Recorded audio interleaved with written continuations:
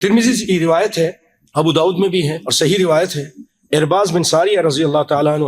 ایک صحابی ہیں، وہ کہتے ہیں کہ نبی صلی اللہ علیہ وسلم نے ہم کو نماز پڑھائی ایک دن، پھر ہمارے طرف متوجہ ہوئے اور ہمیں وعظ و نصیحت کی، بڑا زبردست بیان تھا جس کی وجہ سے آنکھیں بہہ پڑیں، دل دہل گئے۔ تو ایک کہنے والے نے کہا، اے اللہ کے رسول، یہ تو ایسا لگتا ہے جو جدا ہوتے وقت وعظ و نصیحت کرتا ہے، یہ اس طرح کی بات ہے۔ الینا، اللہ کے رسول آپ ہمیں کیا نصیحت کیجئے۔ ایک روایت میں فاوصنا، تو آپ صلی اللہ علیہ وسلم فرمائے، اوصیکم بتقوی اللہ، اے لوگو میں تم کو اللہ سے ڈرنے کی وصیت کرتا ہوں، والسمع والطاعۃ،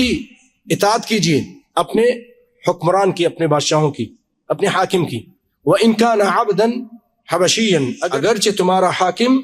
حبشی غلامی کیوں نہ ہو، فانه من يعيش منكم فسيرى اختلافا كثيرا، جو تم میں زندہ رہے گا بہت سارے اختلاف دیکھے گا، کوئی کیا کہتا ہے کوئی کیا کہتا ہے۔ پھر تم نے کیا کرنا ہے، فعلیکم بسنتی وسنت الخلفاء الراشدین المہدیین من بعدی، تم میری سنت کو اور میرے خلفاء راشدین کی تمسکوا بہا وعضوا علیہا بالنواجذ، اس کو پکڑ لینا اور اس کو داروں سے پکڑ لینا۔ پھر آپ نے فرمایا، ایاکم ومحدثات الامور، خاص تم یعنی ہوشیار رہنا، بچتے رہنا دین میں نئے کام سے، فإن كل محدثة بدعة وكل بدعة ضلالة، کیونکہ ہر نیا کام جو دین سمجھ کے دین میں کیا جائے وہ بدعت ہے